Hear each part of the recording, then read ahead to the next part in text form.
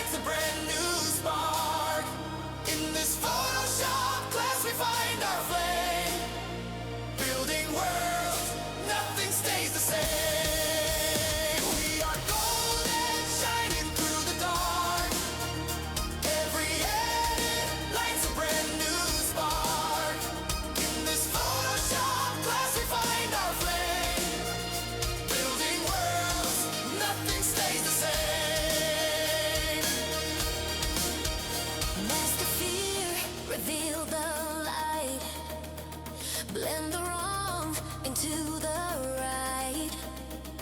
Every tool becomes